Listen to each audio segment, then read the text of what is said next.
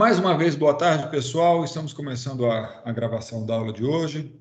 E na aula de hoje, nas que se seguirão, pelo menos durante 1 ou 2 semanas, nós vamos tratar sobre as equações fundamentais que vão fazer os fundamentos do nosso curso de transferência de calor avançado, tá? Então, eu vou... Opa, não era isso que eu já queria, eu já comecei fazendo coisa errada. Pronto, tá aqui. Então, eu vou chamar, sei lá, isso aqui de princípios fundamentais, sei lá, equações. Não, já sei, fundamentos. Eu vou chamar isso aqui de fundamentos. Pronto. Vai ficar mais legal. Tá? E fundamentos. Muito bem, tá? E depois nós vamos ter uma parte em que vamos tratar de resolver problemas e aprender as técnicas para resolver esses problemas, né?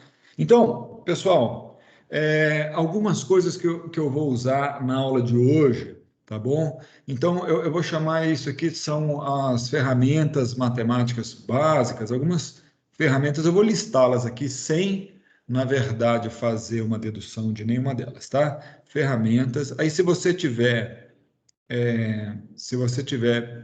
interesse ou quiser ver com mais calma, eu posso te indicar literatura muito adequada para isso, tá? Então, a primeira ferramenta que nós precisamos lembrar é o teorema, que eu vou precisar muito dele na aula de hoje, o teorema de Gauss, da divergência, tá?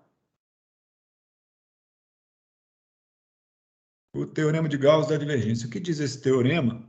Ele diz o seguinte: se você tiver um domínio simplesmente conexo. Na verdade, esse domínio tem uma fronteira S, é um domínio V. Em geral, isso aqui é um V contido no R3, tá? Mas, muito embora esse teorema possa valer para outros espaços também. E nesse domínio V aí tem um campo vetorial, tá certo?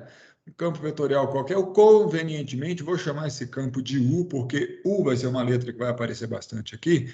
Muitas vezes o U será usado para representar para nós a velocidade, tá? Então, mas sendo U a velocidade ou qualquer campo vetorial, não importa, o que diz o teorema de Gauss? Ele diz que a integral, e ela é uma integral dupla fechada, ou seja, uma integral feita nesse domínio que é fechado, que é a superfície desse subdomínio aqui, desse subdomínio do R3 aqui, eu esqueci de botar, R3, tá?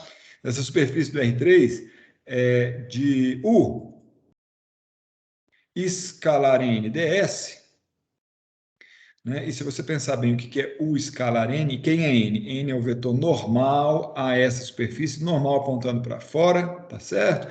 Então, na verdade, se você tomar U escalar N, esse cara aqui tem que ser igual a integral tripla no volume. Eu não estou anotando quantas integrais são, suponho que você, de alguma forma, já tenha visto isso. Isso é o div de U, tá? dv. Com algumas, só assim, um pouquinho de interpretação. O que isso está acontecendo? Essa integral dupla aqui, ó, essa integral dupla aqui, se você tomar o produto de U escalar vetor normal, isso aqui é precisamente a componente na direção normal, tá certo? Do vetor U. Normal, obviamente, a superfície S. Ou seja, U escalar N é a parcela de U que entra ou que sai do volume V, né? Então, o que a gente está fazendo? Está somando, integrando tudo que entra e que sai de U desse volume V. E tudo que entra e o que sai de U é o quanto que ele dilata ou contrai lá dentro. Quer dizer que esse divergente de U, a gente já pode começar a criar essa noção de que o divergente tem a ver com uma dilatação ou uma contração, é um acúmulo, entendeu? É uma quantidade volumétrica aí que se acumula aí dentro desse volume. Beleza? Todo mundo lembra aí do teorema de Gauss? Sim, Muito bem. professor. Beleza pura, valeu, Felipe. Então vamos continuar. Outra ferramenta que eu vou usar com muita frequência aqui. 2 é o teorema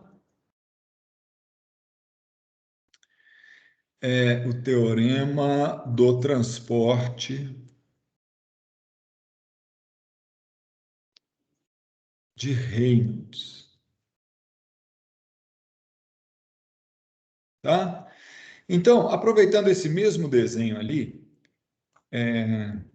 mas na verdade não vou aproveitar não, porque eu vou fazer uma coisinha diferente, tá? A gente tem a mesma situação, né? Só que agora eu pego um volume.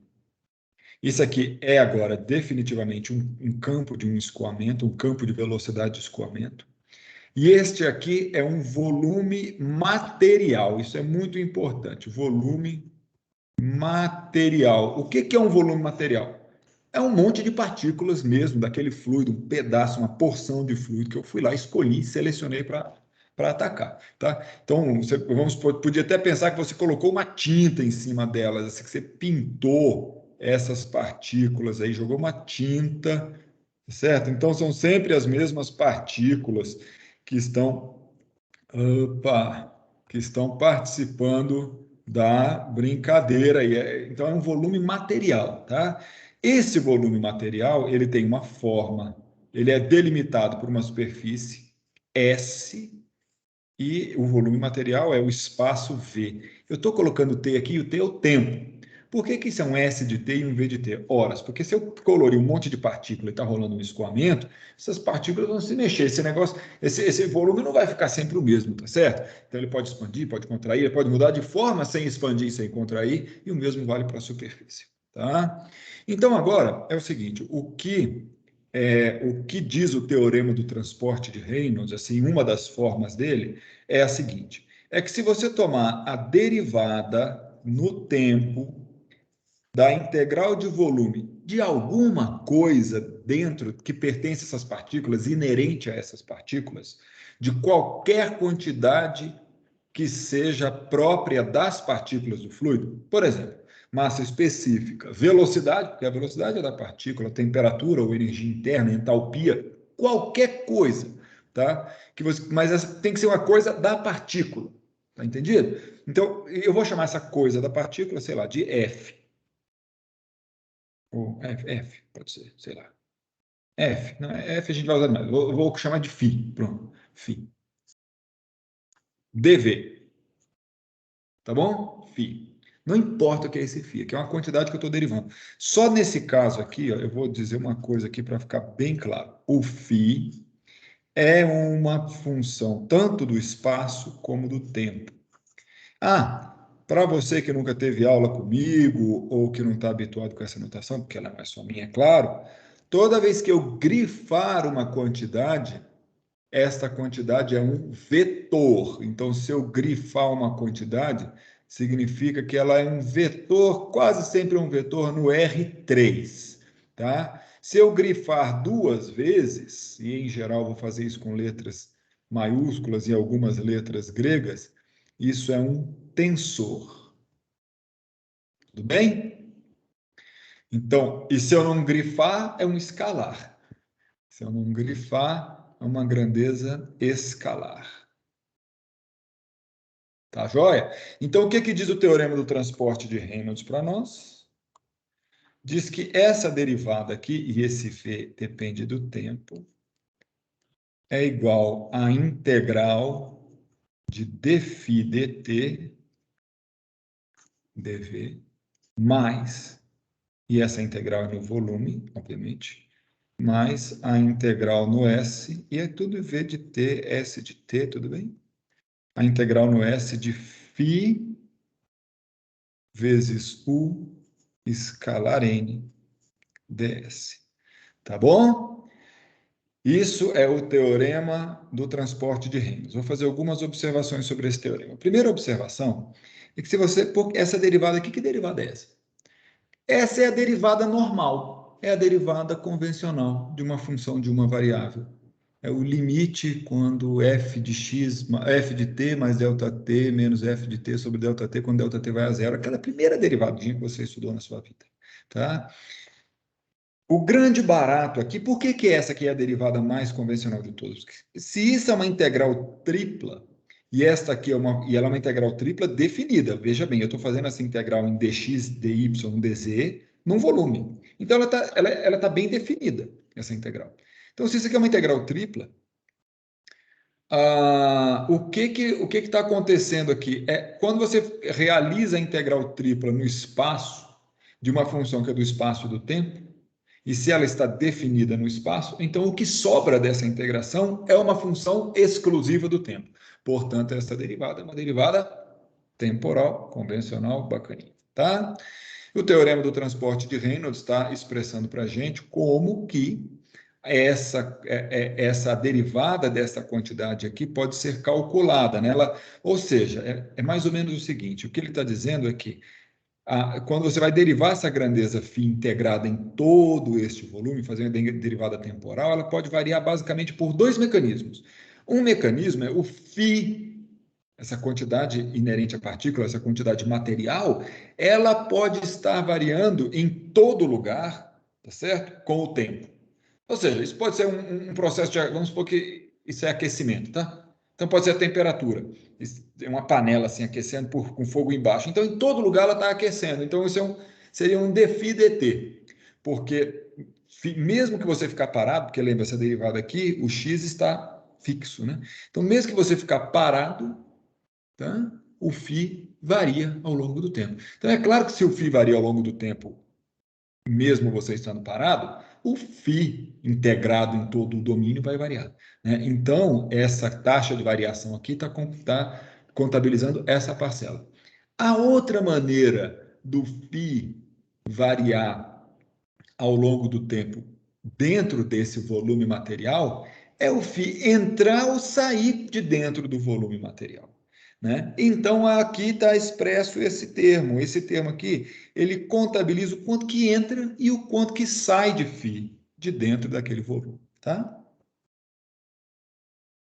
Então, isso aqui seria um fluxo líquido pela fronteira, e é uma fronteira material que se move de partículas, né, da quantidade φ. Ok? Muito legal. Obviamente, eu posso usar o teorema, esse teorema de cima aqui, que nós podemos usar o teorema da divergência, ó, que está aqui, nesse terminho aqui, ó. Se a gente usar o teorema da divergência nesse termo, e aqui o vetor seria φ vezes u, né? Esse mesmo teorema do transporte de Reynolds pode ser escrito dessa forma. Ele pode ser escrito como sendo a integral no volume de t.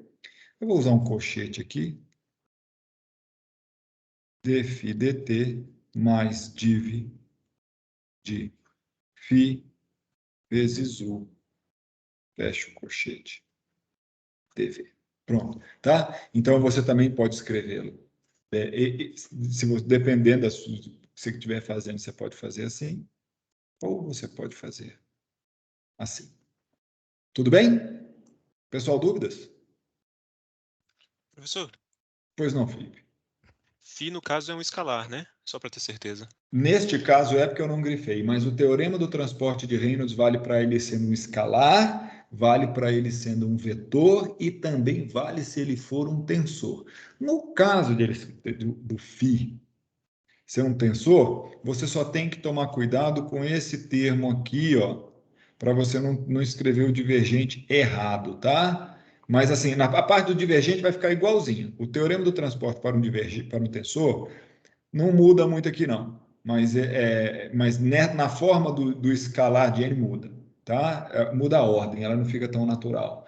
Mas o teorema do transporte de Reynolds ele tem equivalentes para o vetor e tensor, para o vetor e escalar é só trocar, tá? E Certinho, professor. a Muito gente obrigado. a gente não vai precisar dele para um tensor. Então, tá aqui. Essas duas ferramentas eu vou usar hoje muito, muito. Hoje e nas outras aulas também, tá? Então, olha, o primeiro princípio, ou o primeiro fundamento que a gente precisa entender e estudar, e por incrível que pareça, mesmo esse fundamento tem os seus detalhes, tá? Se você já foi meu aluno antes, acho que quem aqui já foi meu aluno de transferência de calor ou teve alguma experiência comigo Máquinas térmicas. o Matheus, máquinas térmicas, eu não falei disso. Eu fiz transferência de calor, professor, com você. Quem? Eu, Guilherme. Guilherme. Transcar. O Juan também fez. Talvez eu tenha falado disso que eu vou falar aqui agora, tá? Então, você me desculpe a repetição, mas nem entra naquele caso, né? Que vale a repetição, às vezes, tá bom?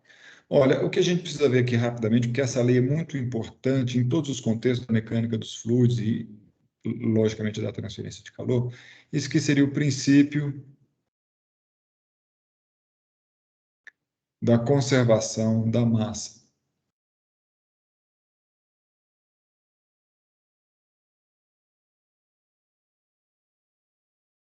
Tá?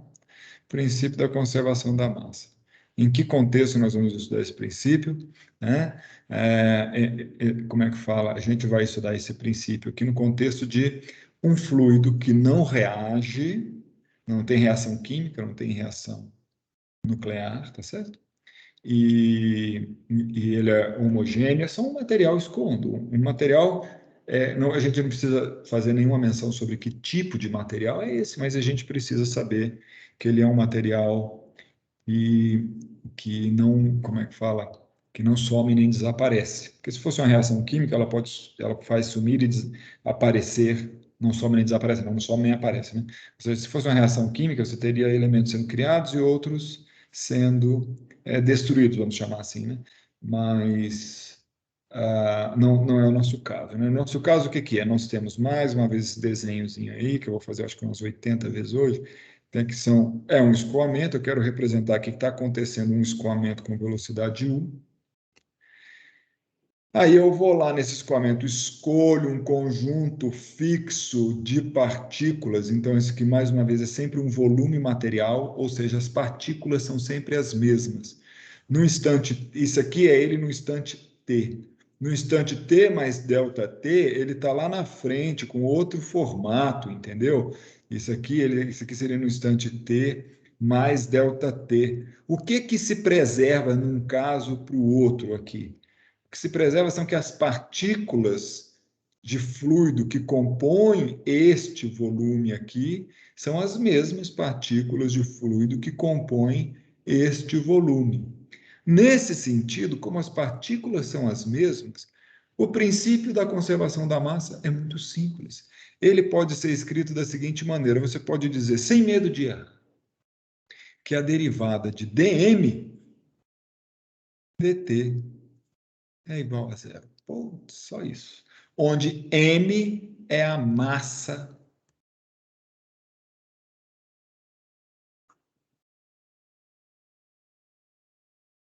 do volume V. Então, isso aqui tem um volume, e tem uma interface, m é a massa dele. Não varia. É simples. Então, agora o que a gente vai fazer do primeiro momento agora, eu vou escrever o m em termos de uma certa integral e usar o teorema do transporte de Reynolds, tá? E aí a gente vai chegar, né, na equação da continuidade na forma diferencial, tá bom? E depois a gente vai explorar alguns detalhes desta equação da continuidade, tá bom? Então, como é que é a massa? Como é que eu posso calcular a massa desse objeto, ou melhor, desse volume de partículas, em termos de alguma propriedade intensiva? Isso também é importante, tá? Então, eu vou calcular isso desse jeito, ó, como sendo a integral em todo o volume, tá certo? Eu não vou ficar anotando mais que esse é um volume de t, tá? Mas a gente sabe que esse é um volume que varia no tempo. No nosso curso, isso não vai fazer diferença, né?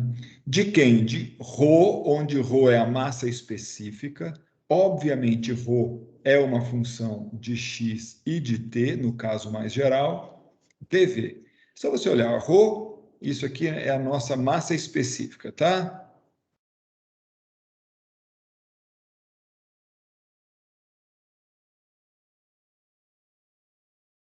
Massa específica.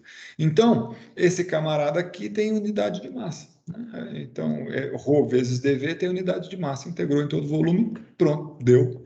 É a massa total. Quando você substitui isso ali na lei física, né? ddt da integral do volume de ρ dv é igual a zero. Então, isso aqui é o princípio da conservação da massa. Olha, isso aqui está docinho, prontinho, bonitinho para a gente aplicar o teorema do transporte de Reynolds. É igualzinho, já vou aplicar nessa forma, nessa segunda forma aqui. Ó. Ou seja, onde tem φ, eu vou escrever ρ. Então, portanto, a integral de dρ dt mais div de ρu no volume, essa integral é num volume definido, esse meu segundo aqui ficou feio, é igual a zero. Rigorosamente falando, isso já é a equação da continuidade, na verdade todas elas são, né? Mas essa seria a equação da continuidade na forma integral, tá?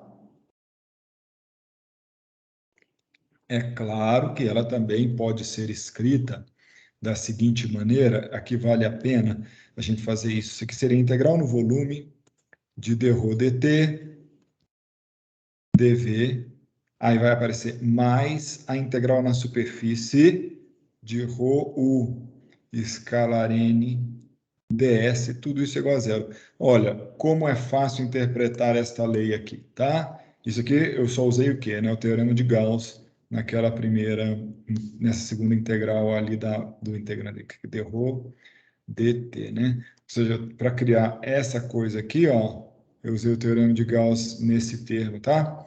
Então, isso aqui, o que que é, né? Se você integrar dρ dt, dρ dt dv, isso aqui, na verdade, seria uma taxa de acúmulo de massa dentro do seu volume de controle, né? Isso aqui está claramente sendo uma taxa, volume de controle não, volume material, taxa de acúmulo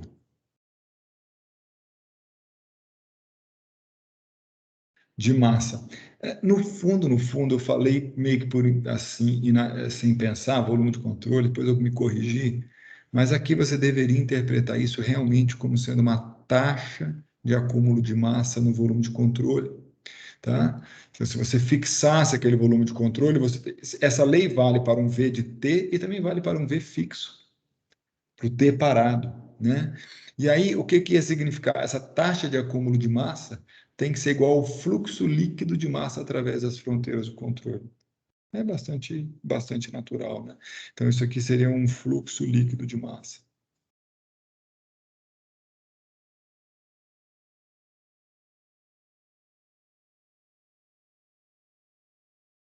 Através de S, né? Mas isso foi só um detalhe, eu não quero ir por aí, tá? Eu quero ir para cá. Olha, gente, agora eu vou usar uma coisa que é muito legal, muito prática. Vou fazer uma observação aqui no canto, tá?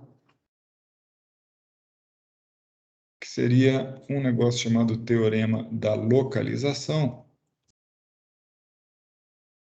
Tem gente que chama isso de lema de Raymond Dubois.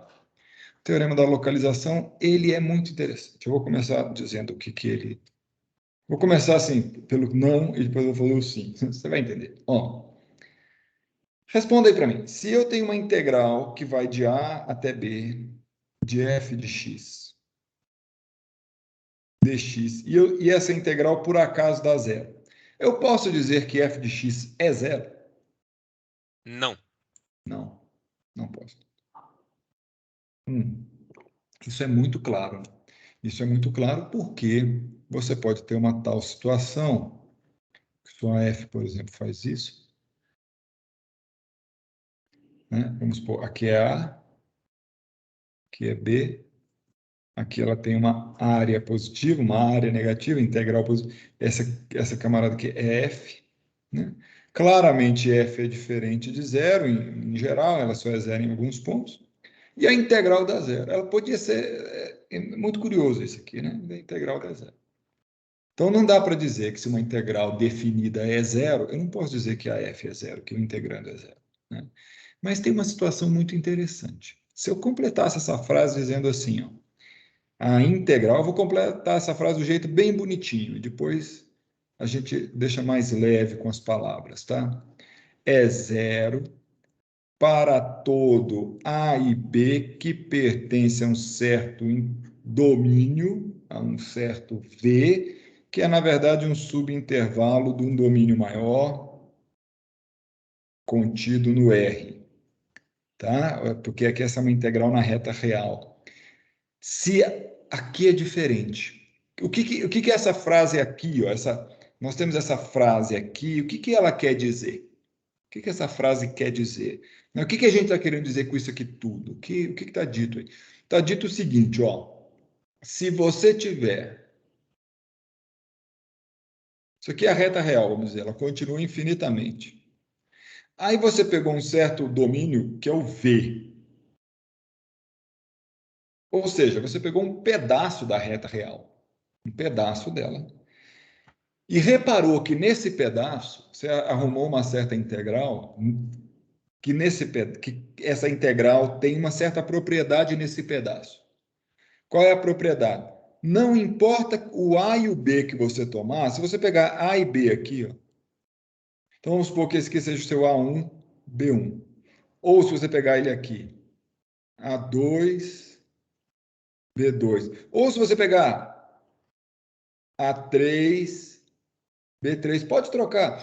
Ou, não importa. Se você observar que que uma integral em um certo domínio dá sempre zero, não importa quais sejam os limites de integração que você escolheu dentro deste domínio.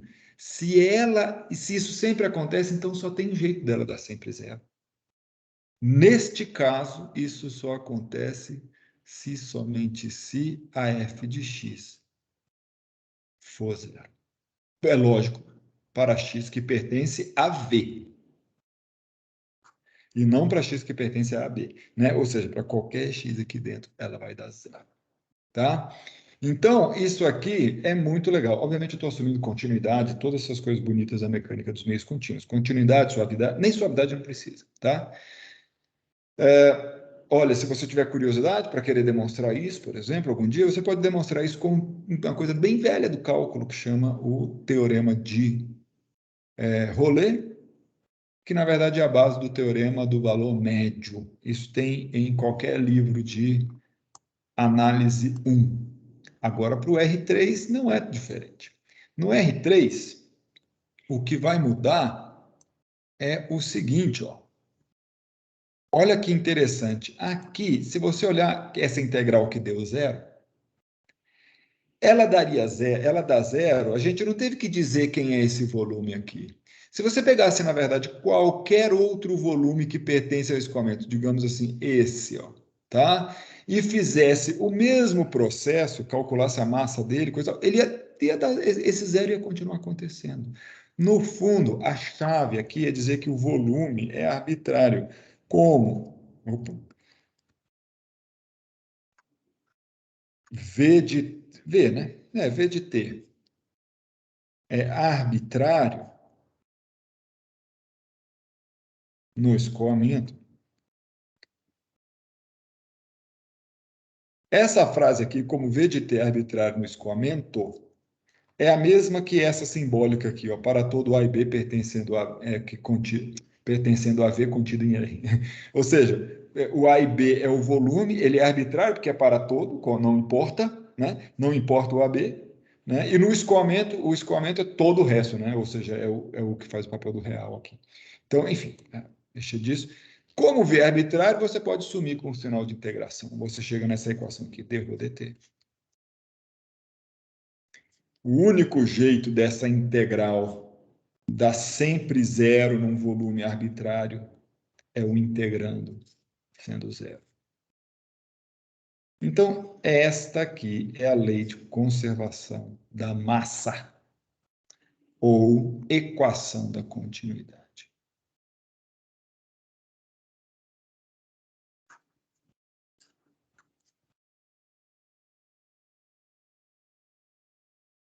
Tudo bem?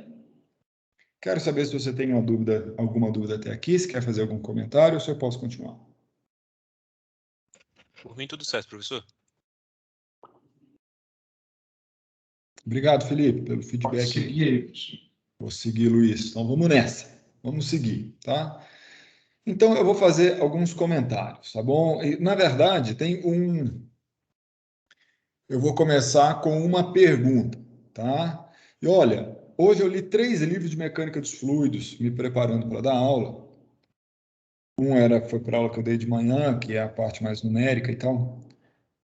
E todos eles escreveram com todas as letras aquilo que eu acho que está errado e que vou argumentar com vocês que está errado.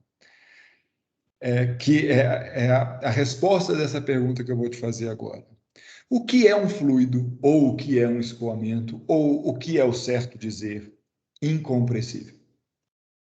E não é retórica, eu gostaria de ouvir alguma resposta. É um escoamento cuja massa específica é constante, imagino. Olha lá. Quem mais? O que o Felipe falou é que eu quero falar sobre escoamento incompressível. Felipe, mas é o escoamento ou é o fluido, hein? Nossa, que bela pergunta. Acho que seria o fluido, né? Uma característica do fluido. Pois é. Então, tem dúvida aqui e ali, né? Tem dúvida aqui e ali. Quem mais gostaria de se arriscar aí? Gostei muito. Eu acho que seria do escoamento mesmo, né? Do escoamento, incompressível. E por quê, Arthur? Mas, sim, então eu tenho que dizer escoamento incompressível. E o que é escoamento incompressível? Seria isso que o Rho não varia, assim, se for monofásico, né? Se for só um fluido. Só um fluido, só um fluido. A gente está nessa É. brincadeira de só um fluido. É isso mesmo, não Então, varia. olha, a conversa disso aí é que vocês estão dizendo que o Rho é constante. Tá? Olha, legal. É assim, no fundo, eu vou te falar a verdade. Como eu te falei, eu li 3 livros de mecânica dos fluidos hoje, todos os 3 escreveram isso aí. Falaram incompressível, o Rho é constante. Tá? E eu vou te dizer agora que não é. Eu vou falar que não é o escoamento, que não é o fluido que é incompressível, é o escoamento. E agora eu vou te dizer também que ser incompressível não é ser Rho constante.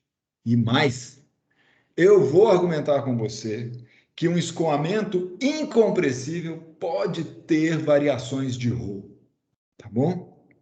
Então, vamos nessa. Olha, primeiro, então, eu vou dizer o que é uma definição um pouco mais rigorosa de incompressibilidade, tá? Obviamente, eu não estou sozinho nessa, isso é uma visão moderna da coisa, tá certo? É por isso que talvez em alguns livros que eu li hoje não esteja assim, muito embora em livros modernos está. O que acontece? Por que não é o fluido que é incompressível? Porque, ô Juan, da próxima vez você abre o microfone. O Juan mandou uma mensagem. Eu vou dar a palavra primeiro às pessoas, depois para mim. Eu lembro a definição de escoamento incompressível ser ditada pelo divergente do campo de velocidade ser nulo. É isso mesmo. Div de U ser zero não é consequência da incompressibilidade, é a definição da incompressibilidade. Muito bem, Juan, tá? Olha, mas agora vamos trabalhar essa ideia. Primeiro, por que não é o fluido que é incompressível? Porque o mesmo fluido, dependendo das condições que você submeter, o mesmo material, eu estou entendendo o fluido como material, ele pode ser comprimido ou não. Eu ainda não estou muito falando nesse negócio do que é ser comprimido, tá? Mas o mesmo material pode ser comprimido ou não. Por exemplo, o escoamento de ar, que acontece na grande maioria das situações clássicas, o vento atmosférico, por incrível que pareça, em grande parte das situações, um avião pequeno voando, tá certo? Um avião voando a 250, 300 km por hora, um avião pequeno, tá? O escoamento é incompressível. E por que ele é incompressível? Porque o volume do fluido, se você pegar uma certa quantidade de fluido, o volume dele é sempre o mesmo, tá? Então, a primeira coisa que eu vou dizer é o que é incompressível. Incompressível é que o volume não varia. E eu estou escrevendo volume não varia com esta derivadazinha especial aqui, que é a derivada material. Por que a gente já vai lembrar a definição da derivada material? Esse D aqui é derivada material.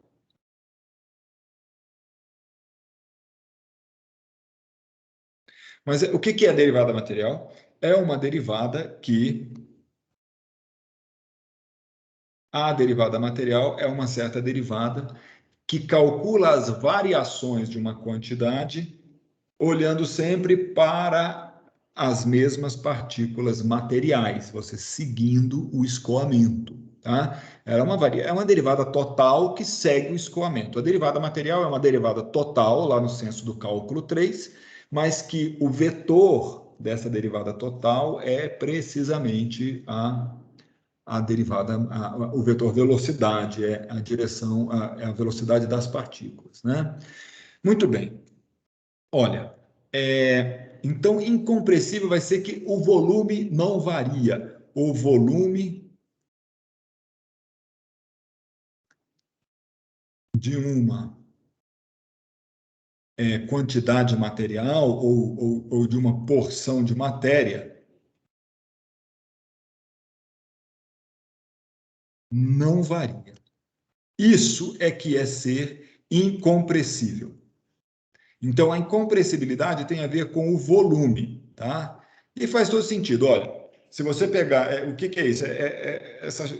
Se o volume é uma bexiga, tá? Você tem uma bexiga cheia de ar, né? Se você conseguir apertá-la em todas as direções, você consegue diminuir o volume dela. Então, nessa situação, ela é compressível, tá? Então, voltando a essa ideia de que é o escoamento que é incompressível, como o que está variando ou não é o volume, tá?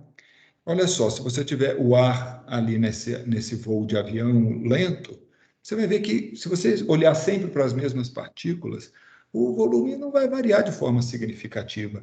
O mesmo acontece para a maioria das aplicações com água ou com outros líquidos. Se você tem um líquido escoando dentro de uma tubulação, o volume dele é, sabe, constante, né? Mas por que ele é constante? Ele só é constante porque você não aplicou um campo de pressão grande o suficiente. Porque no escoamento de ar, se você aumentar os gradientes de pressão, ele comprime. Os gases são muito mais compressíveis, ou seja, você precisa forçar muito menos a barra com eles, ou seja, submetê-los a gradientes de pressões relativamente menores do que os que você deveria fazer com um fluido, líquido, perdão, para que ele varie de volume. Né? Tanto que a gente tem compressores de ar que variam o volume, né, de certas quantidades de ar. Agora, a água também dá para fazer isso, você também pode variar o volume da água, só você dar um gradiente de pressão forte o suficiente. No fundo, não existe nenhum tipo de material na natureza, entre eles o diamante, que você não possa pressionar e que o volume não varie. A única coisa que vai depender é a sua capacidade de realizar esta pressão. Provavelmente, em alguns materiais, você vai precisar da pressão que grandes corpos mássicos são capazes de fazer, como estrelas e tal, mas tudo é compressível, né? Em algumas situações, o escoamento é incompressível, porque o escoamento poderá preservar esta propriedade, ou seja, o volume não varia. Todos concordamos com a questão de que o escoamento é incompressível e não o material, porque todo material, dependendo do que você fizer com ele, pode ou não ser comprimido? Sim, ok. Sim, E professor. com a minha definição de compressibilidade, ou seja, compressível é se você pega uma quantidade de material e varia o volume dela. Isso é compressível. Então, incompressível, essa é a variação do volume ao longo do tempo, é nula. Tá bom isso também como definição de compressibilidade? Ok. Tá sim, professor, mas De acordo, professor. eu não observei a diferença que essa definição tem de massa específica a ser constante. Agora que você vai ver. Porque ainda continua sendo a porção de matéria, né? Ou seja, massa sobre o volume, né? Ainda não continua no Não, volume. não, entre o céu e a terra tem mais coisa. Vamos dar uma olhada. Ó, agora que eu vou fazer é voltar para isso aqui, para essa equação aqui, tá? E eu vou aplicar uma certa regra de produto neste termo aqui. Na verdade, isso é uma identidade vetorial. Você pode conferir as identidades vetoriais aí no Wikipedia, se você tiver dúvida, tá? Eu vou usar uma identidade vetorial que é assim, ó. o div de um escalar, vou chamar esse escalar de alfa, vezes um vetor, que eu vou chamar de V. Isto tem uma identidade vetorial para isso, tá? Que diz que, na verdade, isto aqui é o alfa vezes o... Não, eu vou começar com a outra parte, só por uma questão de forma, tá? É V escalar grade de alfa mais alfa div de V, tá? Isso aqui é uma identidade vetorial. Então, se você usar essa identidade vetorial aqui nesse termo div de ρu, essa equação vai ficar assim: dρ dt mais u, que é o vetor, escalar grade de ρ, mais ρ div de u é igual a zero. Todo mundo me acompanhou? Isso aqui foi fácil, né? A parte matemática, assim, eu acho que é sempre mais fácil, na verdade, assim, desde, né, seus rudimentos, né? Agora, olha aqui, ó, esse termo aqui, quem é? Alguém reconhece isso aqui? É a derivada material, né? É a derivada material do ρ, não é isso? Então, esse aqui é a definição de dρ dt, e mais o outro termo, mais ρ div de u, igual a zero. Lembrando que a derivada material, né? A derivada material... Olha, eu vou te mostrar uma coisa aqui, tá? Vou te mostrar um negócio que é... Eu não sei se todo mundo se lembra da derivada material. Eu sempre, sabe, fica essas coisas. Se você tem uma certa quantidade, que é uma f, de x, y, z e t, tá? E você quer calcular a variação total dessa coisa, né? Como que você calcula o df? Como ela é uma função de muitas variáveis, você tem que recolher o que ela vai, quanto que ela variou numa direção, somar com a outra, somar com a outra, somar com a outra. Quantas houver? Então, nesse caso aqui, isso que vai ser, na verdade, df dx, que é quanto que ela variou na direção x dx. Tá? Então, note bem, ó, df, né? Então, você tem que... Isso aqui para ter unidade de f, né? Você pode até pensar desse termo dimensional. Eu estou usando a definição de diferencial total de uma função no Rn, é isso, tá? Então, aí você vai ter também o df dy, mais df dz, mais df dt. O que eu vou fazer agora, o que eu quero calcular é a variação total de uma quantidade f, deixando o parâmetro t variar.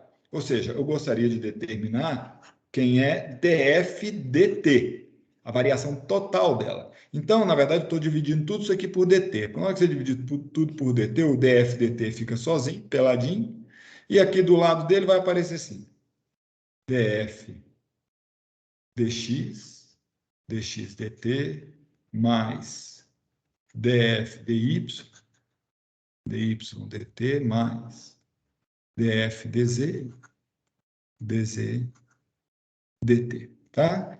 Você pode ser esperto e reconhecer que este termo aqui, ó, é, na verdade, um certo vetor dx dt, dy dt, dz dt, produto escalar df dx, df dy, df dz. Esse produto escalar me dá justamente isso aqui de cima. E aí você reconhece. Se, aí é aquela história. Se a trajetória que você está seguindo para calcular a variação de f é uma trajetória que coincide com o vetor velocidade, ou seja, se este cara aqui é o vetor velocidade, e quando a gente está no escoamento, a gente está calculando assim, isso aqui é u, e esse cara aqui é grade de f. E esse outro aqui é simplesmente o df dt. E esse cara é assim, ó, é df dt. A gente só põe um d maiúsculo aqui, pessoal, porque quando a gente põe o d maiúsculo, a gente está especificando que a trajetória que eu estou seguindo para calcular as variações de f é uma trajetória com o vetor velocidade. Porque no cálculo, em geral, né, no cálculo, no senso abstrato, precisa, né? Mas na física, como no escoamento, é essa aí. Então a gente usa esse D maiúsculo para dizer isso, tá? Então, se você olhar, tem df dt mais o escalar grade de f. E aqui em cima, quem eu tenho? Eu tenho d ρ dt mais o escalar grade de ρ, portanto, aquilo é a taxa de variação de ρ ao longo do tempo. Arthur, presta atenção. Olha lá o que eu vou fazer aqui. Agora eu vou fazer o seguinte, ó. Se você passar isso aqui lá para o outro, eu vou fazer várias coisas. A primeira coisa que eu vou fazer é reconhecer que ρ é 1 sobre o volume específico. Então, se ρ é 1 sobre o volume específico, isso implica que dρ dt é igual a d de 1 sobre v. E aí você pode operar isso aqui, a derivada de 1 sobre v é menos 1 sobre v ao quadrado, a regra da cadeia, dv ou dt, tá? Eu também vou substituir o ρ que está aqui, ó, esse rhozinho aqui, eu também vou substituir por v, 1 sobre v, perdão, né? Então, essa nossa equação ela vai poder ser reescrita da seguinte maneira. Ela vai poder ser reescrita da seguinte maneira. Passa aqui para o outro lado, vai ficar como? Vai ficar assim, ó, 1 sobre... Não, vai ficar... Vou botar o div de u do lado de cá. Div de u, né? Div de u, 1 sobre v, é igual a... Aí esse cara que vai estar com menos vai lá para o outro lado mais, 1 sobre v ao quadrado, dv dt. E aí esse v cancela, né? E você chega numa situação muito curiosa, que é que você tem que div de u é igual a 1 sobre v dv dt. Não é isso? E aí, o que a gente sabe de verdade, até aqui, eu não fiz hipótese de incompressibilidade, não fiz hipótese nenhuma até agora. Eu só reescrevi a equação da conservação da massa usando o volume específico. Se você voltar aqui para o seu desenho inicial, vou voltar, tá certo? Né? E como é que fala? Na verdade, não é bom ir lá para o desenho inicial. Não é bom, tá? Por quê? Porque, na verdade, o que a gente está vendo aqui, ó, já é diferencial. Não estou vendo aquele volume grande, né? Mas se você imaginar que essa partícula sua diferencialzinha, né, ela tem uma certa massa, como você falou, Arthur, né? O que seria o volume específico? O volume específico é o volume que a partícula ocupa, da partícula material, né, dividida pela massa da partícula material, tá certo?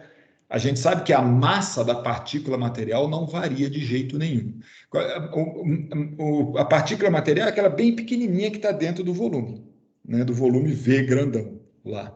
Né? Então, esse M aqui é tipo uma constante universal mesmo, assim, a massa da partícula. Né? É o número de moles que você precisa dentro de um dV para definir a quantidade de matéria que é diferencial no senso da mecânica dos meios contínuos. Então, no fundo, quando você substituir essa definição aqui, o M vai cancelar geral. E a única coisa que vai sobrar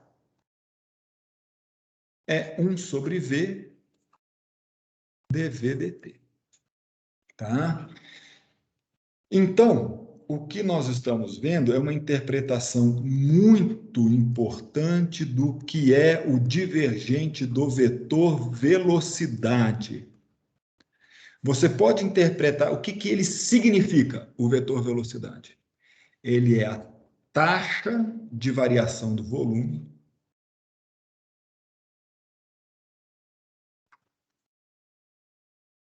por unidade do volume. Porque tem 1 sobre V aqui, né? Por unidade. Por unidade de volume. Tá? Então, olha só que interessante. O que a gente está vendo? A gente está vendo. Mas é a taxa de variação do volume de quem? Das partículas materiais. Então, isso aqui é uma coisa importantíssima, porque, na verdade, se é incompressível, isso implica que dVdt. Não, o implica meu ficou mal posto. Se é incompressível, a nossa definição de incompressível lá é dVdt igual a zero. Não, material, né?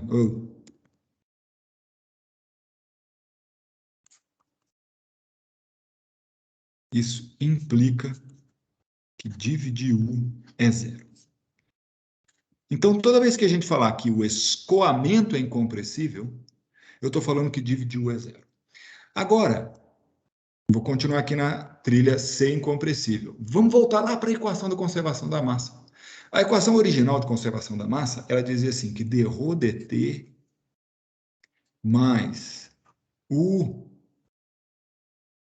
Professor, Oi. tem como ir um pouco mais para cima para copiar? Não precisa copiar, não. Te dou esse quadro aqui. Vou dar esse quadro para você.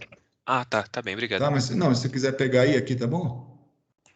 Pode ser um pouco mais baixo, a partir de taxa de variação, aí tá tranquilo. Tá Obrigado. tranquilo aqui? Tá. Mas eu vou dar esse quadro aqui para vocês, tá? Fica tranquilo. Mais aqui o quê? Mais o... Ai, me perdi agora. Rho div de U igual a zero. Tá lembrando? Isso aqui é a equação completa. Completa. Se eu te disser que esse negócio é incompressível, se o escoamento é incompressível, e aí a gente sempre vai falar isso, tá? Se o escoamento é incompressível, significa que div de U é zero. Se o div de U é zero, você só pode cancelar esse termo aqui. Só esse. Mais nada. Sobrou nada. É o único progresso que você faz. Ou seja, dρ dt mais o escalar grade de ρ é igual a zero no escoamento incompressível. Mas isso não quer dizer que ρ precise ser constante. E eu vou te mostrar como que ele pode variar e situações clássicas de variação de ρ, tá certo? Mas que mantém a incompressibilidade do escoamento. Olha que interessante. Vamos fazer o seguinte, vamos fazer isso no contexto em que não tem variação de ρ no tempo. Então, vamos fazer uma observação aqui, que seria o caso permanente. No caso permanente, esta equação seria assim, ó, U escalar grade de ρ igual a zero e permanente incompressível. No caso permanente incompressível, ρ é permitido variar desde que as variações de ρ sejam compatíveis com esta equação. O que nos diz esta equação? Esta equação está nos dizendo que o vetor velocidade, produto escalar com ρ, grade de ρ tem que dar zero. Em outras palavras, que o vetor velocidade tem que ser perpendicular ao gradiente de massa específica. Então, se você estiver tendo, vamos supor que você tem um certo escoamento, aí eu vou tentar fazer linhas de isomassa específica, tá? Suponha que você tem um escoamento em que esse aqui é uma linha de massa específica constante, essa é uma outra linha de massa específica constante, porém diferente, essa aqui é uma outra linha de massa específica constante, entendeu, né? Eu vou te dizer o seguinte, que o gradiente de ρ aponta nessa direção. Sim, professor, seria uma coluna d'água, né? Por exemplo, uma coluna d'água, atmosfera. ou mais classicamente, Arthur, pode ser uma coluna d'água, pode ser um certo leito que você está esquentando por cima, depois eu posso falar o que é por cima. Aí quando você esquenta, né, a massa específica da parte de cima fica menor e a baixa fica maior. A atmosfera pode ser assim, né? A atmosfera pode não, a atmosfera é assim. Se você já fez montanhismo para valer, eu nunca fiz, mas nós temos um colega aqui que se formou na engenharia mecânica, que foi o primeiro estudante da Universidade de Brasília, na história da Universidade de Brasília, que foi até o base camp lá no Everest. Ele foi para lá, levou uma bandeira da UNB, assinou a bandeira da UNB lá, tirou uma foto e trouxe a bandeira para mim. Está lá na minha sala, vai lá que você vai ver essa bandeira. Esse cara, quando subiu no Monte Everest, ele sentiu que o Rô variou.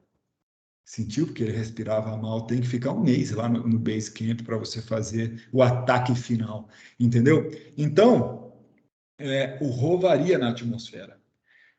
A única condição que você precisa obedecer para que o escoamento possa ser considerado incompressível, neste caso aqui, é que o vetor velocidade aconteça, por exemplo, aqui.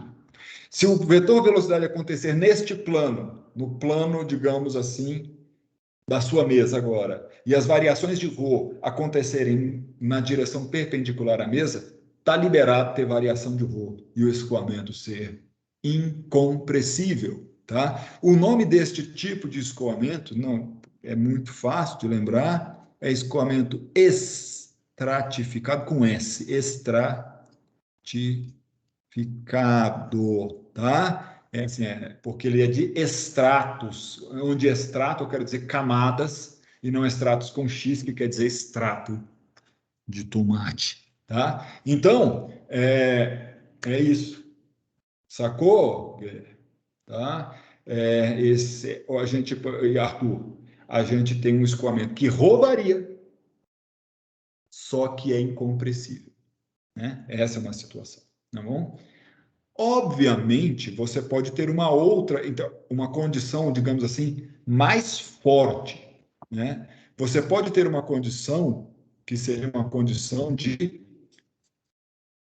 fluido de Rho constante. Supor que você possa assumir isso, né? Então, você pode estar trabalhando com água, escoamento de piscina aí, túnel de água, sei lá, né? Rho constante. Cara, se o Rho é constante, aí não resta dúvida. Quando você olhar para esta equação aqui, quando o Rho é constante, d Rho dt vai a zero, o grade de Rho vai a zero, sobra só Rho div de U igual a zero, e o div de U passa a ser zero também. Então, quando o Rho é constante, isto implica que div de U é zero.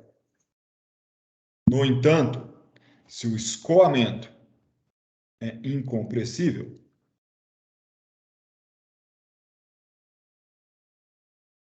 se o escoamento é incompressível, não. Rho, eu vou botar assim, Rho pode ainda variar. Eu não sei porque eu escrevi aquele ainda. Professor, mas mudando minhas palavras, eu poderia dizer então que num ponto o Rho não varia com o tempo. Não, numa partícula. No ponto é que ele varia. No ponto ele pode variar, com o tempo, inclusive. Varia, ó, aqui, ó. Segundo d Rho dt mais o escalar grade de Rho igual a zero. Pode até variar com o tempo, Arthur. Desde que na hora que você some com essa outra parte, dê zero. E aí, o escoamento ainda continua sendo incompressível, porque incompressível é que o div de U é igual a zero. O que você está dizendo é o seguinte, se o escoamento é incompressível, vamos supor que isso aqui é uma trajetória de partícula. Você lembra que trajetória é diferente de linha de corrente, né? Trajetória é o caminho que a partícula faz no escoamento. A linha de corrente é outra coisa. Elas podem ser, inclusive, muito diferentes em escoamentos que não são permanentes. Opa, cortei aqui o negócio que eu não devia. Pronto. Então, vamos supor que isso aqui é a trajetória de uma partícula. Trajetória.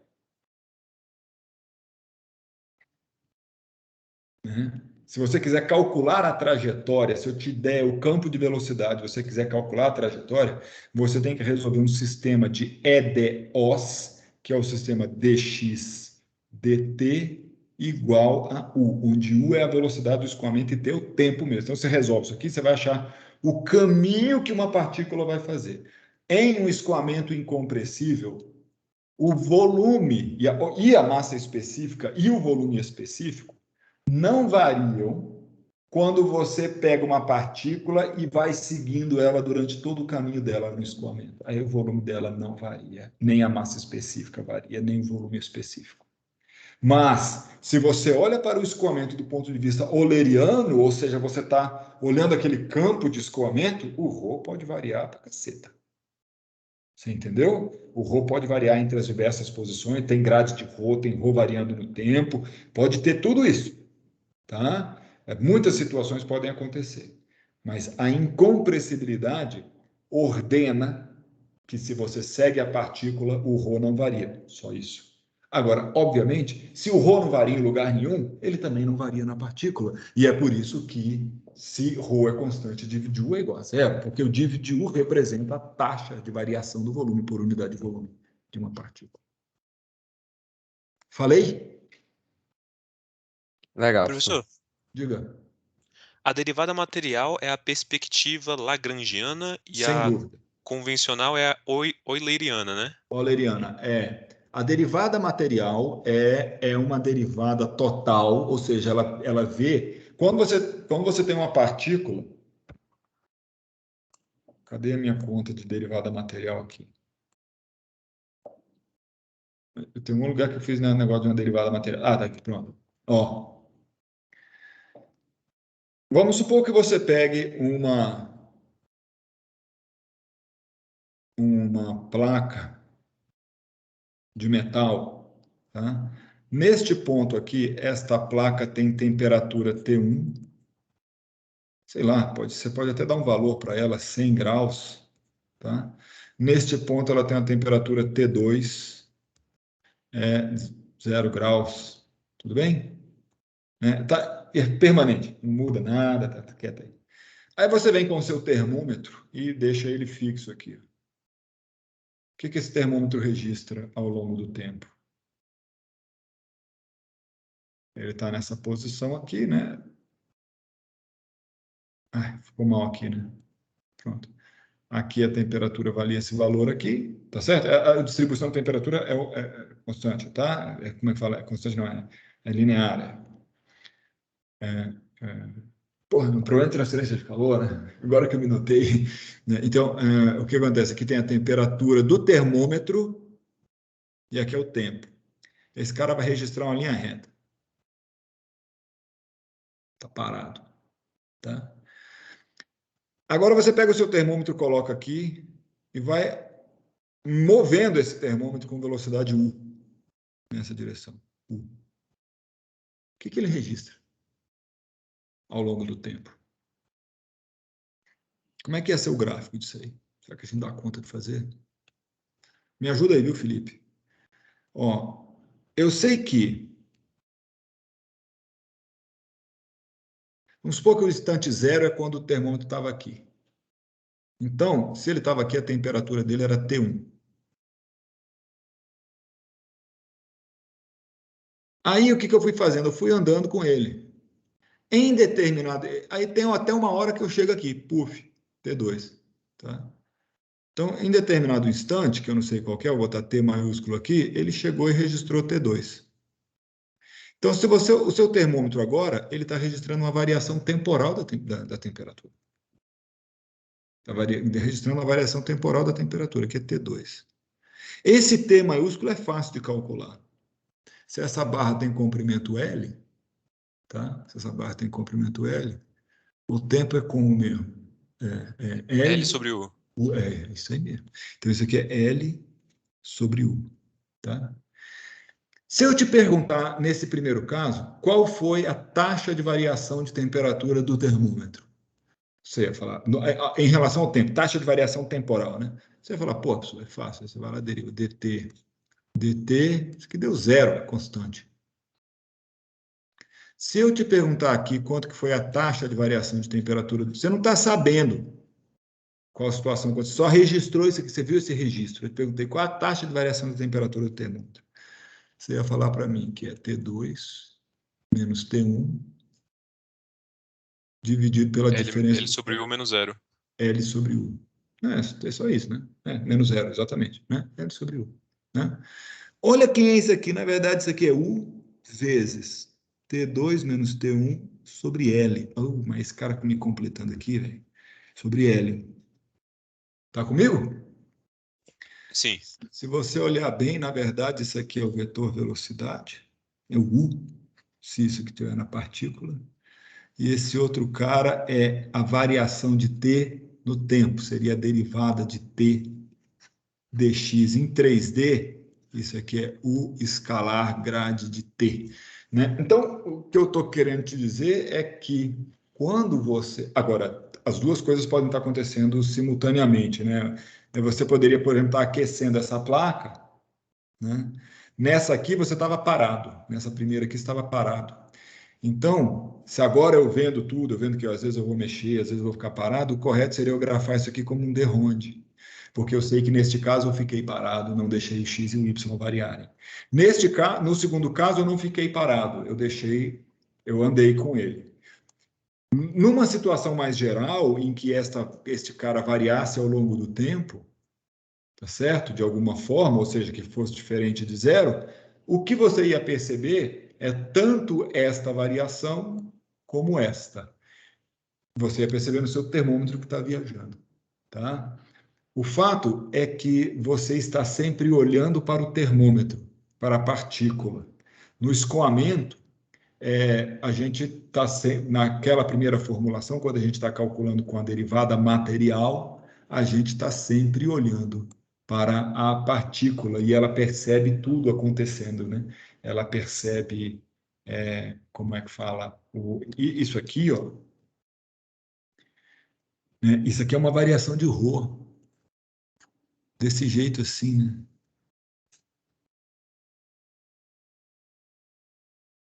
É claro que o que ela está dizendo é que Rho varia e não varia. Ela está dizendo que Rho não varia se a derivada é material, ou seja, Rho não varia para as partículas. Se a sua partícula é um termômetro de massa específica, ela vai registrar sempre a mesma coisa, que é zero. A taxa de variação é zero, perdão. Tá? No entanto, quando você separa as componentes desse termômetro, ela pode estar variando tanto no tempo como no espaço. Foi? Professor, então, quando o escoamento é incompressível, o Rho pode variar enquanto eu acompanho a partícula, né, no meu Não, não, não. O Rho referencial. não varia quando você acompanha. Ele pode variar Ah, entre sim. as diversas posições. Tá? Você pode ter gradiente de Rho. O que é gradiente de Rho? Você vai em duas posições diferentes do escoamento, duas posições eulerianas, posições, não é partícula. Você vai em duas posições diferentes e o Rho é diferente. Você fala, pô, Rho variou. Tá? Agora, se você olhar para uma partícula e for caminhando junto com ela assim, o Rho dessa partícula nunca muda. Isso aqui, ó, diz para a gente, o Rho da partícula é sempre o mesmo, nunca muda. Tá? Agora, essa aqui de cima está falando para a gente que o Rho pode variar entre as diversas posições e no tempo também. Só que ele vai variar de uma forma especial. Tá? Ele tem que variar dessas maneiras específicas, ou de forma estratificada, ou se a estratificação se não tiver perfeitamente ortogonal, ela tem que ser compensada por variações no tempo de Rho. Entendeu? Entendi, professor. Muito obrigado pelo exemplo. Foi muito bom. Exato. Deixa eu ver se eu consigo pegar isso aqui e jogar isso aqui fora. Eu queria dar uma limpada. Eita, limpou mais do que eu queria. Eu vou consertar aqui, porque eu quero ter isso aqui no quadro. Então, eu vou pegar esse cara aqui, vou deletar. Eu deletei mais coisa do que eu queria, Jesus. Oh, gente, eu estou atrapalhado aqui, hein?